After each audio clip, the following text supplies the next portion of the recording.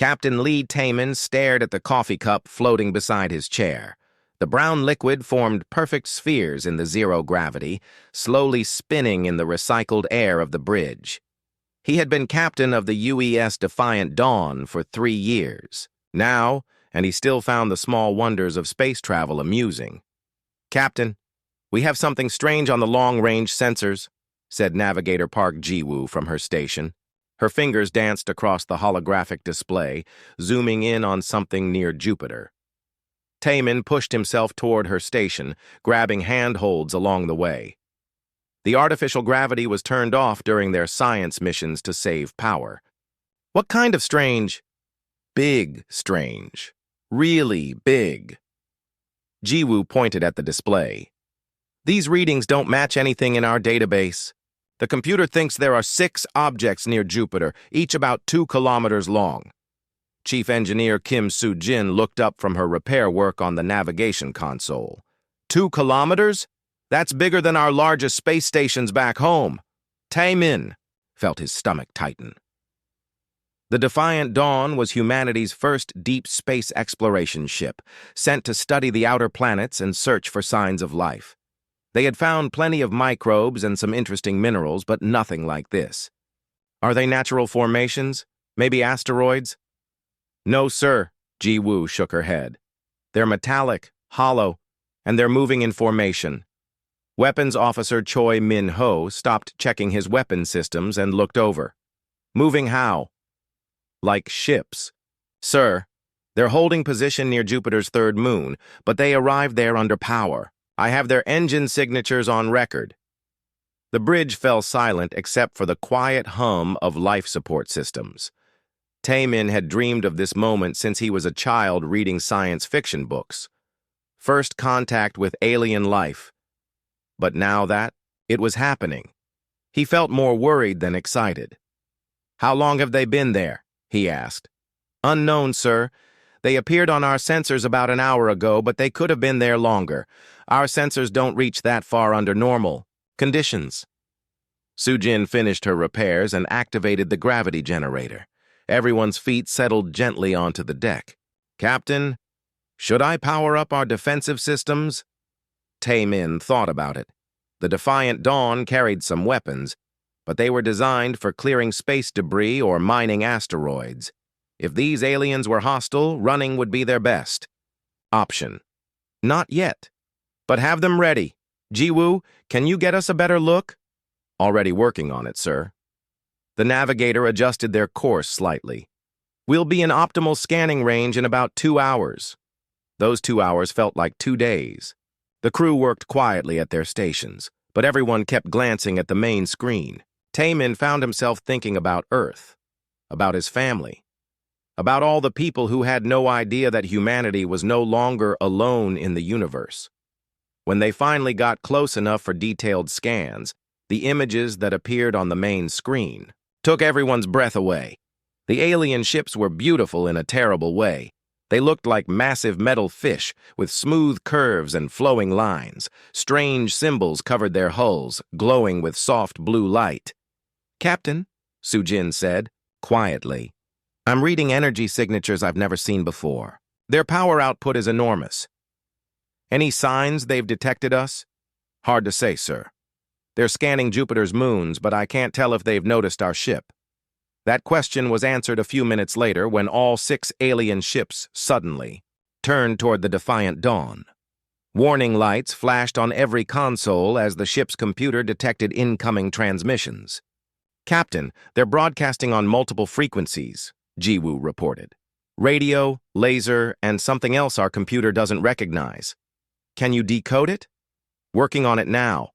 The computer is comparing the signals to our language databases."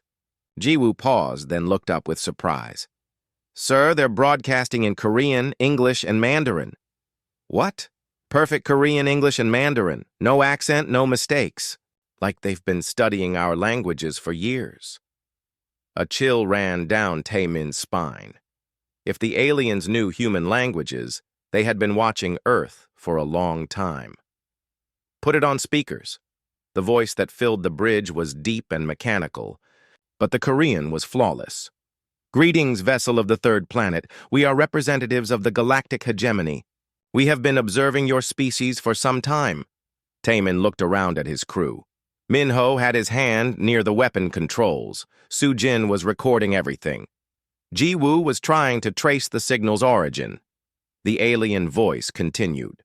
Your species has now developed space travel beyond your home system. According to galactic law, you must now be brought under proper guidance. Prepare to receive our representatives for formal surrender proceedings. Surrender? Sujin whispered. The voice kept talking. As a developing species, you will be granted protection under the hegemony. Your weapons technology will be confiscated for the safety of the galaxy. Your people will be relocated to appropriate worlds where they can live under proper supervision. Taemin felt something bubble up in his chest. At first he thought it was fear, then anger. But as the alien demands continued, he realized what it actually was. Your crewed vessels will be dismantled and recycled. Your leaders will be educated in proper galactic citizenship. This is a generous offer that has been extended to 847 species before you. None have refused. The captain couldn't hold it in anymore. A small chuckle escaped his lips. Your response is required within one standard time unit. Failure to comply will result in enforcement action.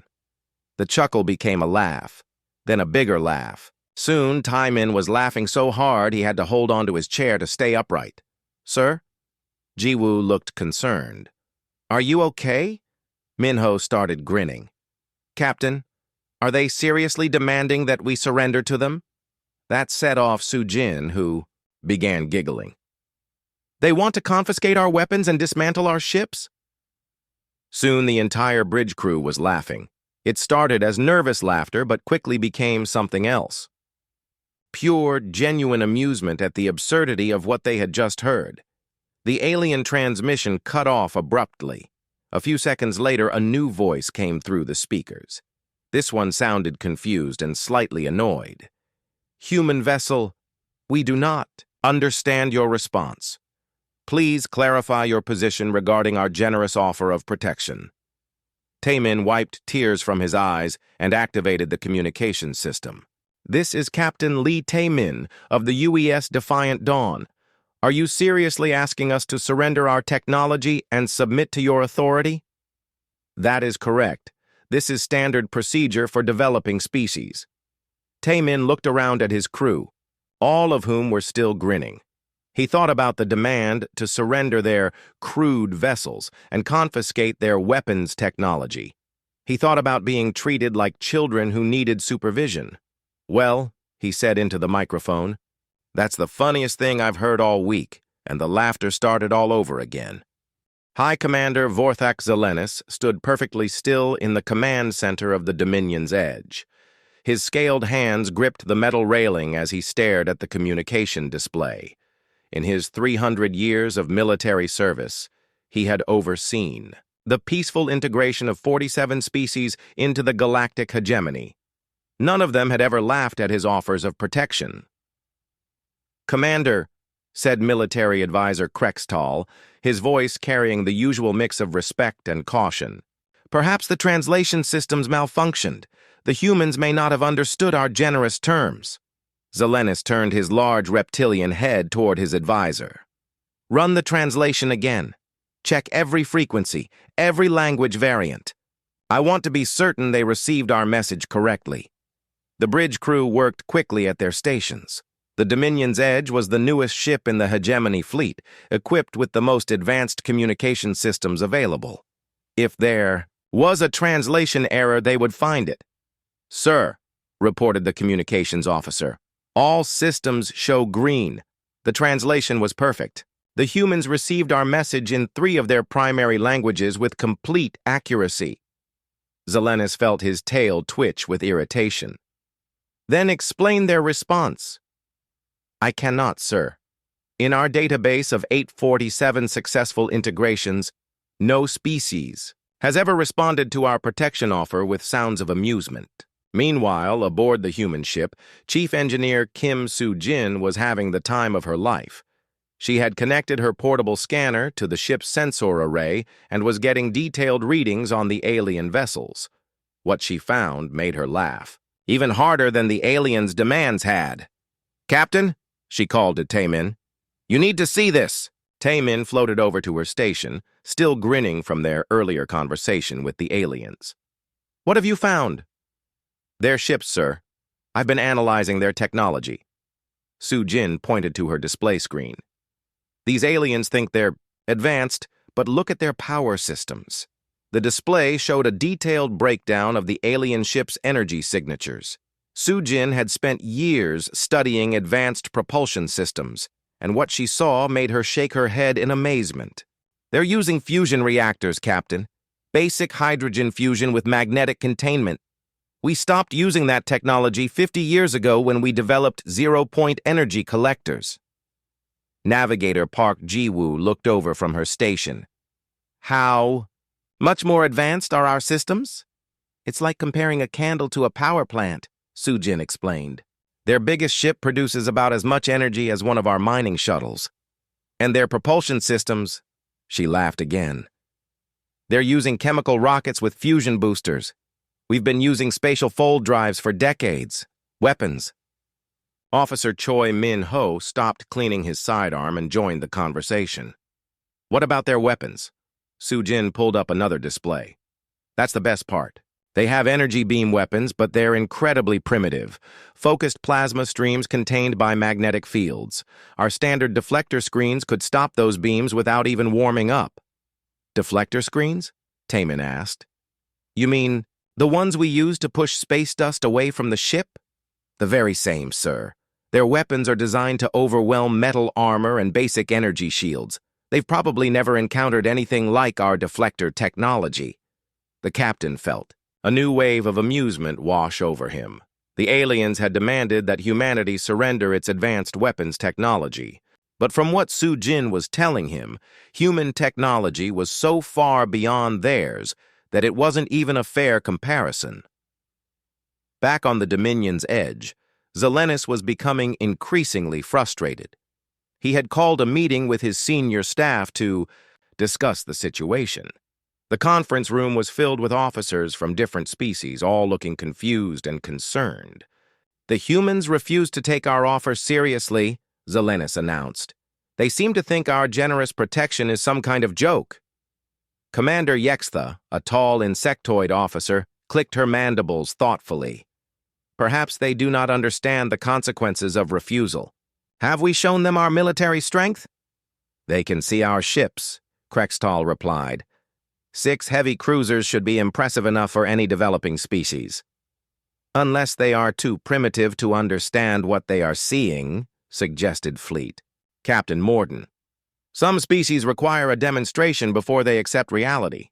Zelenis considered this. In the past, a few stubborn species had required mild shows of force before accepting hegemony protection. Usually, disabling a few of their crude spacecraft was enough to make them see reason. "Very well," he decided. "Prepare a demonstration. Fleet. 3 ships should be sufficient to convince them." On the human ship, the crew was having an entirely different conversation. They had been monitoring the alien communications and could tell that the aliens were becoming agitated. "They're moving some of their ships," Ji-woo reported. 3 of them are heading our way." "Probably coming to arrest us," Min-ho said with a grin. "Should I power up our mining lasers?" Taemin shook his head. "Not yet. Let's see what they want." "To show us." Su-Jin was still analyzing the approaching ships. "Captain, I figured out something interesting about their technology. It's not just primitive, it's deliberately limited." "What do you mean?" "Their power systems, their weapons, even their life support, everything is built to very specific standards. Like someone gave them a technology limit and told them not to exceed it." "That's strange," Taemin mused. "Why would they limit their own technology?" "Maybe they don't," Su-Jin said quietly. "Maybe someone else limits it for them." The implications of that statement hung in the air like a heavy weight. If the galactic hegemony was deliberately keeping technology at a primitive level, what did that say about their so-called protection? Ji-woo interrupted their thoughts. Captain, the 3 alien ships have stopped about 1,000 kilometers away. They're targeting our ship with what looks like weapon systems. Are they going to shoot at us? Minho asked, sounding almost hopeful. Unknown, sir, but they're broadcasting again. The same mechanical voice filled the bridge. Human vessel, you will now observe a demonstration of hegemony military capability. Your compliance is expected following this display. One of the alien ships fired a bright energy beam at a small asteroid nearby. The rock exploded in a shower of glowing fragments that slowly drifted apart in the vacuum of space. The bridge crew watched in silence for a moment. Then, Soo-jin started giggling again. They just bragged about destroying a rock, she said. A tiny rock. Minho checked his weapon display. Our mining laser could vaporize an asteroid 10 times that size. Taemin activated the communication system. Very impressive. Is that your most powerful weapon? There was a long pause before the alien replied. You have witnessed the power of a standard hegemony energy cannon.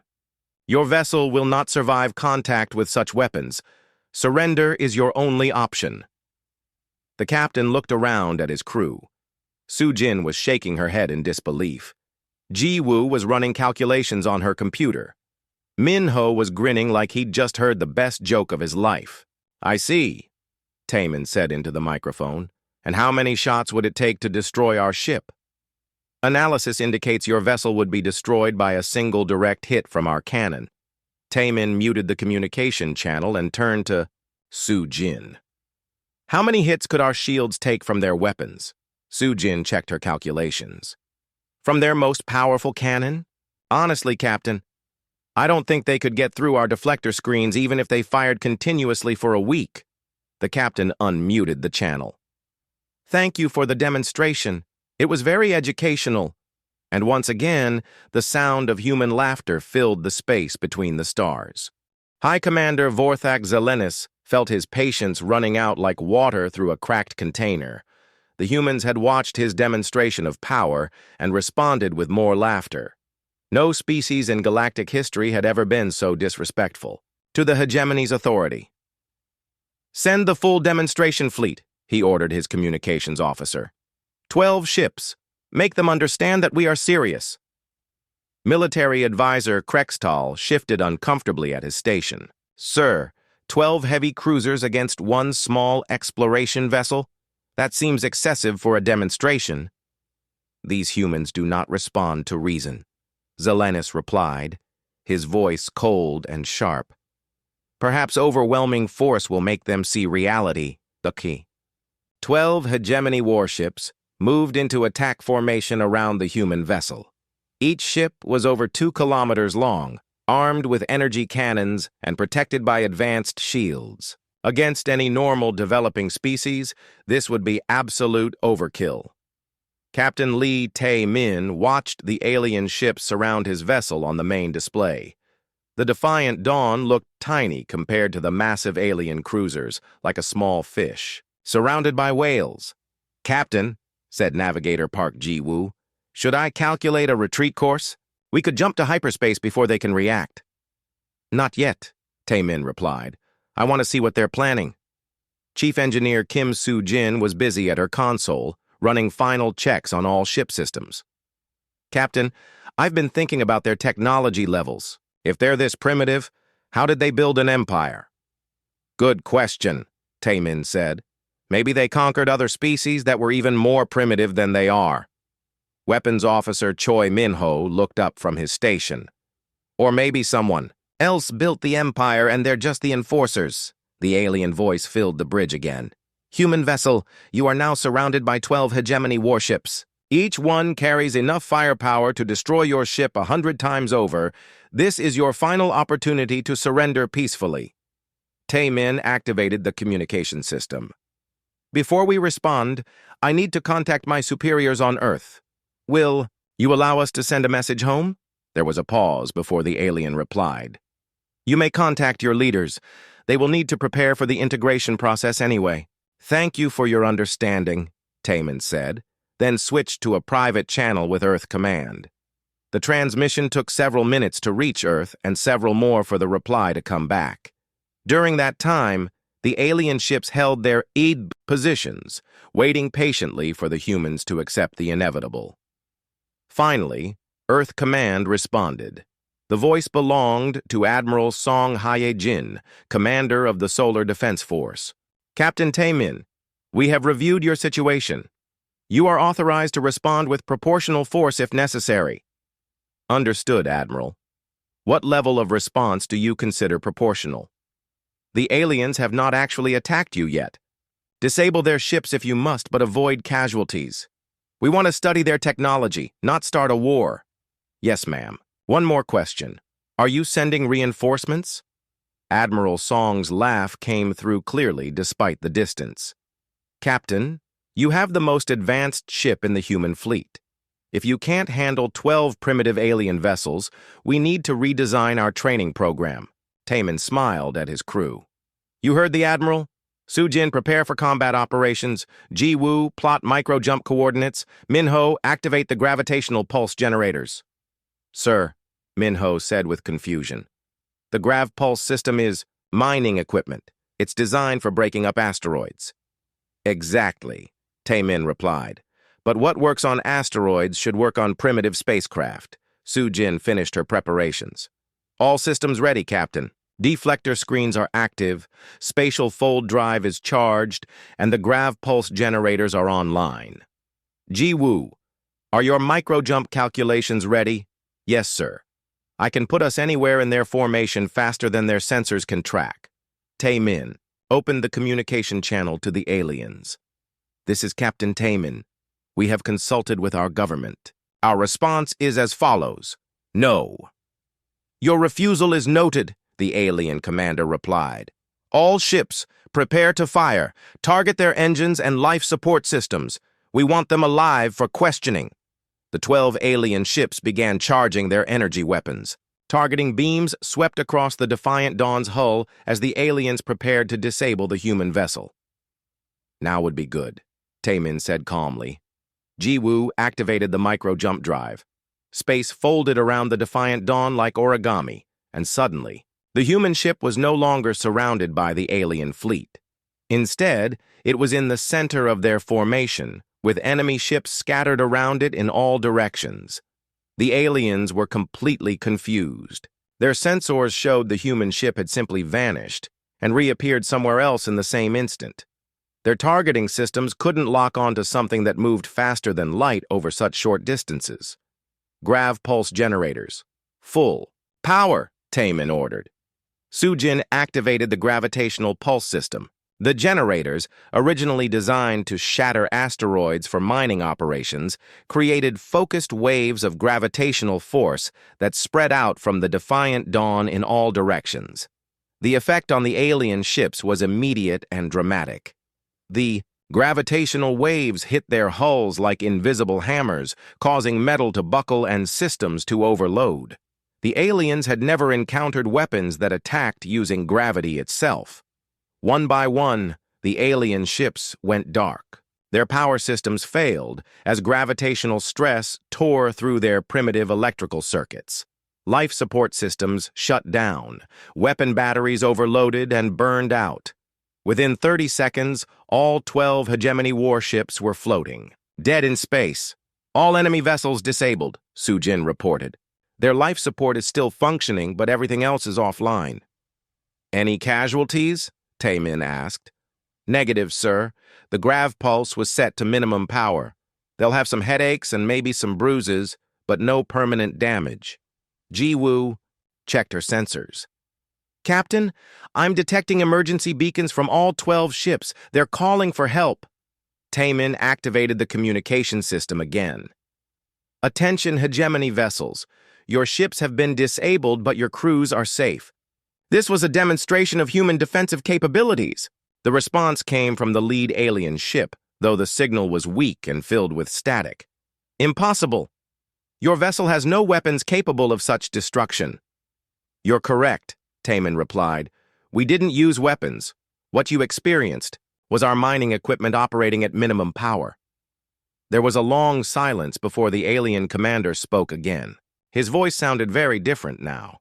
Less confident, more confused. Mining equipment?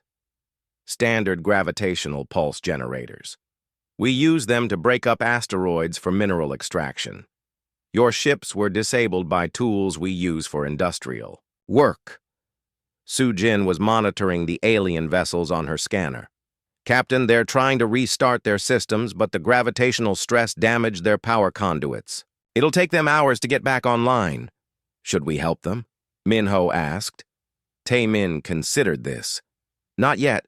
Let them think about what just happened. He opened the communication channel one more time.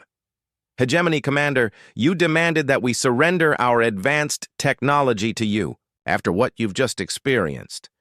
Do you still think our technology is primitive?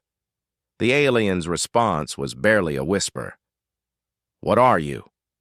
We're humans, Tae-min said simply, and we've been laughing at your demands because you're asking us to surrender technology that's centuries beyond anything you possess. The silence that followed was very different from the earlier pauses. This wasn't the silence of confusion or anger. This was the silence of a predator suddenly realizing it had cornered something much more dangerous than itself. In the distance, the 6 remaining hegemony ships that had stayed near Jupiter began moving. But they weren't coming to help their disabled comrades. They were retreating, moving as fast as their primitive engines could carry them. The humans had made their point without firing a single shot. The news spread through hegemony space like wildfire through dry grass. A single human ship had disabled 12 hegemony warships using what they claimed was mining equipment. The story seemed impossible, but the evidence was floating dead in space near Jupiter. On the insectoid world of Jictar Prime, Worker Council leader Bexini received the transmission with growing excitement.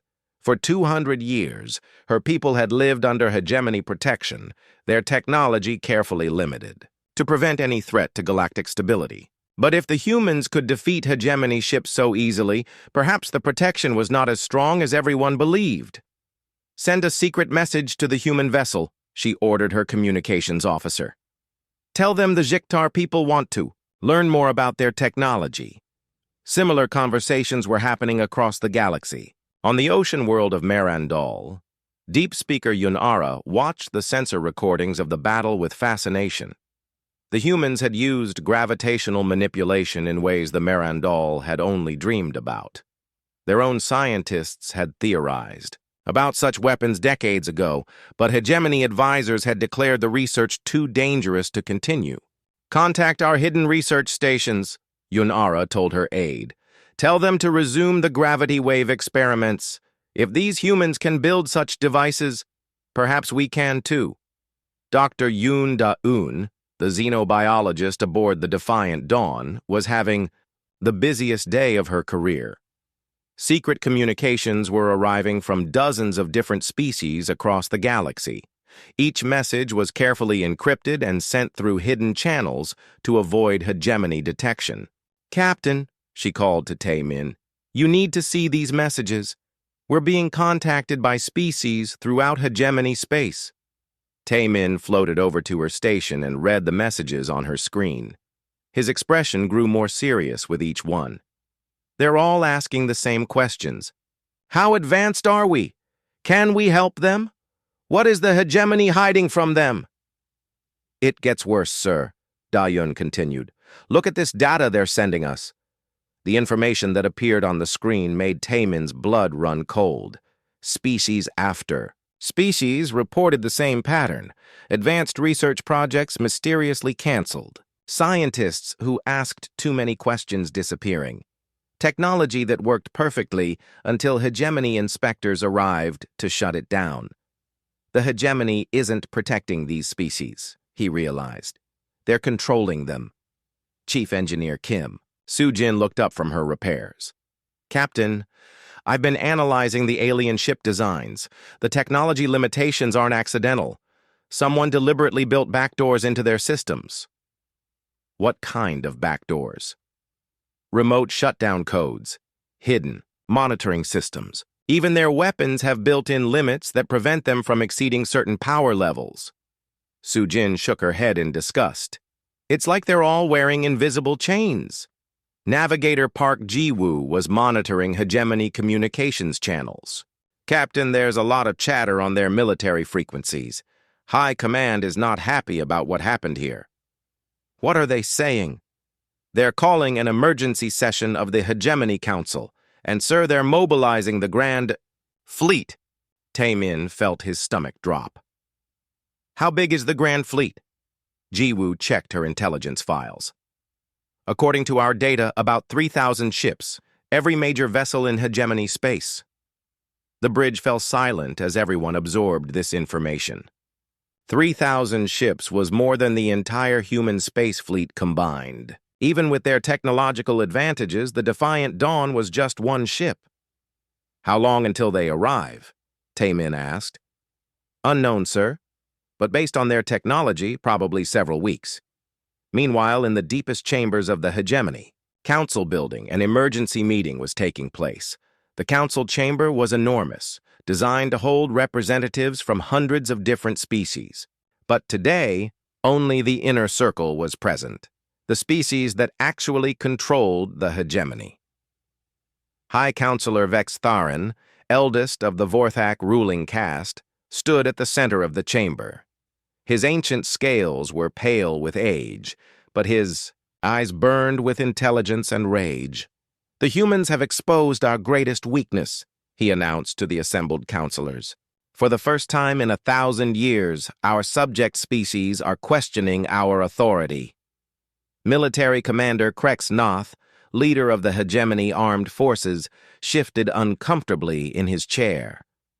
The human ship caught us by surprise, but 3,000 vessels should be enough to crush any resistance. Should be? Vexitharin's voice was dangerously quiet. The humans destroyed 12 of our best ships without using weapons. What if their entire species possesses such technology? Science advisor Morketh, a thin amphibious creature, raised one webbed hand. Our analysis suggests the humans have developed beyond our technological models. Their gravitational manipulation technology should not exist according to our physics. Then, our physics are wrong, Vexitharin snapped. The question is, how wrong? Back on Earth, Admiral Song Hye-jin was having her own emergency meeting. The Human Defense Council had gathered in the secure conference room beneath the lunar military base. Representatives from Earth, Mars, the asteroid belt colonies, and the outer system research stations all participated via quantum communication links. The situation has escalated beyond first contact, Admiral Song reported. We now have evidence that the galactic hegemony is essentially a prison system designed to keep other species at primitive technology levels. Dr. Kim Han-sol, director of xenological research, leaned forward in his chair. Admiral, we've analyzed the encrypted messages from the various alien species. The hegemony has been suppressing technological development across the galaxy for over a millennium. What's their goal? Asked General Park Min-jae from the Mars Defense Force. Control, replied Dr. Kim. By keeping everyone else primitive, they maintain absolute power. But now we've shown their subject species that the hegemony can be beaten. Admiral Song activated a holographic display showing the galaxy. Red dots marked hegemony-controlled systems, while blue dots showed the locations of species that had sent secret messages to the Defiant Dawn. We have a choice, she said. We can retreat to our own space and hope the hegemony leaves us alone. Or we can help these oppressed species free themselves. What's the third option? Asked Director Lim So-young from the Europa Research Station. We demonstrate to the hegemony that their protection racket is finished, Admiral Song replied. Captain, Tae-min disabled 12 ships with mining equipment. Imagine what we could do with actual military hardware. The vote was unanimous. Humanity would not abandon the species crying out for freedom, but first, they needed to prepare for the largest space battle in galactic history. On the defiant dawn, Dr. Yoon finished encrypting humanity's response to the dozens of alien species that had contacted them. The message was simple, but revolutionary. The hegemony has lied to you about what is possible. Your chains are not made of metal. They are made of fear and ignorance. We will show you how to break them. As the message spread through hidden communication, networks across the galaxy, Captain Taemin prepared his ship for the journey home. Earth would need time to prepare for what was coming. The Grand Fleet would not find humanity as helpless as they expected. The age of hegemony was ending. The galaxy was about to learn what freedom looked like. 3 weeks later, the hegemony Grand Fleet arrived at the edge of the Sol system like an angry swarm of metal insects. 3,000 ships of every size and design, representing the combined military might of an empire that had ruled the galaxy for over 1,000 years.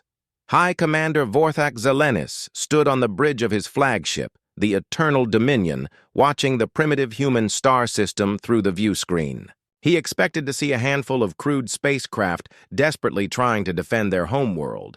Instead, he saw something that made no sense at all. "Communications officer," he called, "are you certain those readings are correct?" The young officer checked his instruments again. "Yes, sir. There are artificial structures everywhere. Orbital platforms, space stations, mining facilities, defensive installations. The system is completely developed." "That's impossible," Military Advisor Krextall said quietly.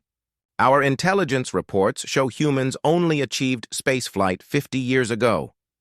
Zelenis stared at the displays showing thousands of human installations throughout their solar system. "Send a message to all ships. Something is very wrong here. Ani." The human space traffic control station orbiting Earth, Controller Han Woo-jin was having the most entertaining day of his career. His job usually involved directing cargo ships and passenger transports around Earth's busy orbital lanes. Today, he was welcoming an invasion fleet. "Attention, hegemony vessels," he broadcast cheerfully. "Welcome to the Sol system. Please maintain your current formation and proceed to the designated parking orbits near the 4th planet. Our automated systems will guide you to appropriate positions." The response from the alien fleet was immediate and confused. "Human station, we are not tourists. We are the hegemony Grand Fleet. You will surrender immediately or face destruction." Han Woo-jin grinned at his console. "Oh, I understand completely. You're here for the surrender ceremony. Everyone's been looking forward to it. Please follow the navigation beacons to your assigned positions." On the bridge of the Eternal Dominion, Zelenis felt his confidence cracking like old armor. What surrender ceremony? What navigation beacons? His sensor officer looked up from her station. "Sir, automated beacons throughout the system are broadcasting landing instructions in perfect hegemony standard. They seem to think we're expected guests." Before Zelenis could respond, new contacts appeared on the tactical display. Ships were emerging from behind planets, asteroids, and space stations throughout the system.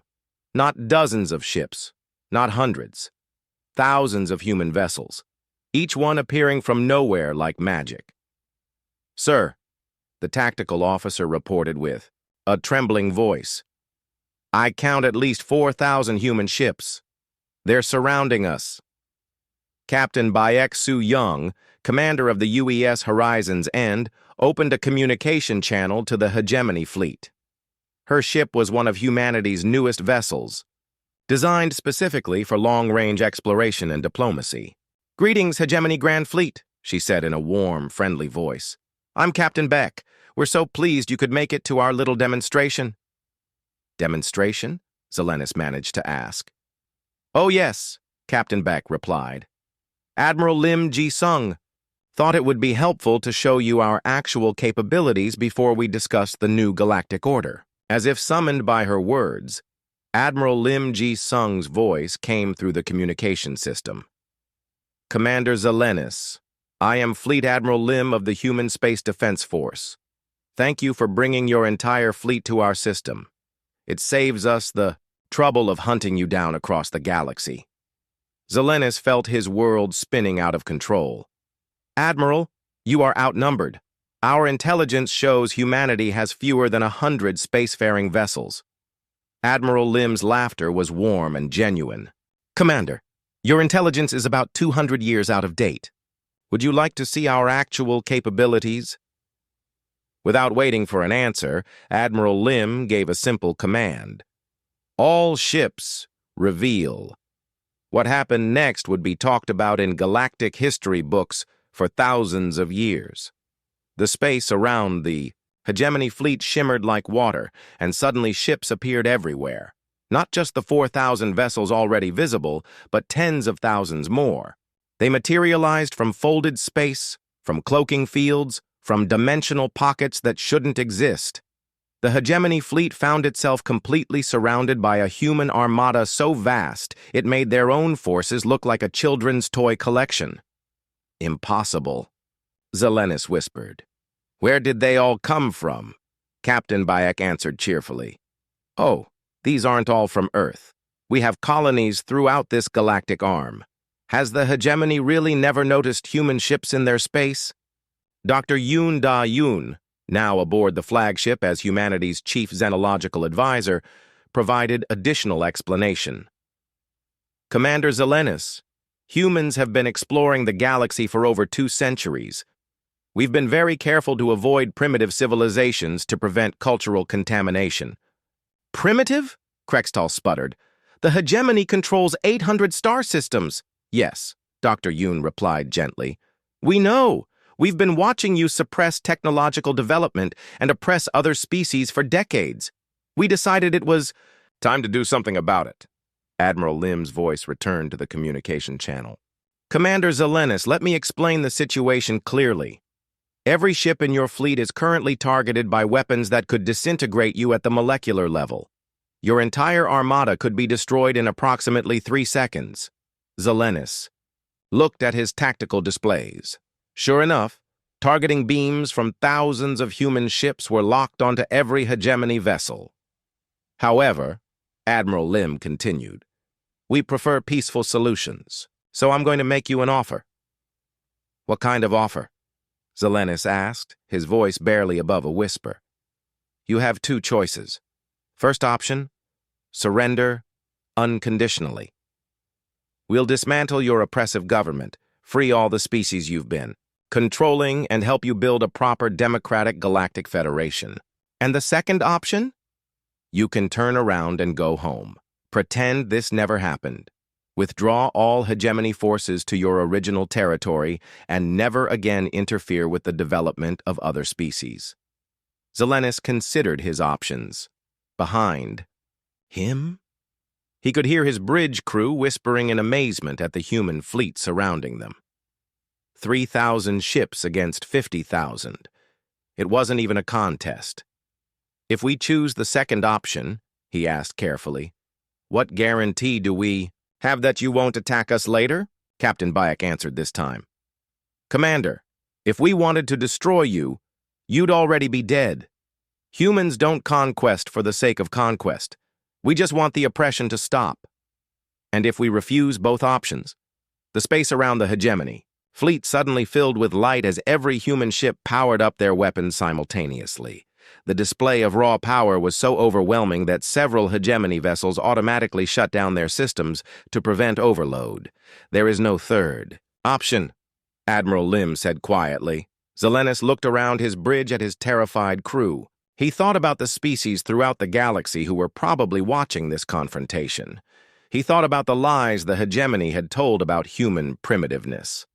"Admiral Lim," he said finally, "I think we need to discuss the terms of that first option." The laughter that came from the human ships wasn't mocking or cruel. It was the sound of beings who had just witnessed the end of tyranny and the beginning of freedom. 6 months later, the former Hegemony Council building had been converted into the Galactic Democratic Assembly.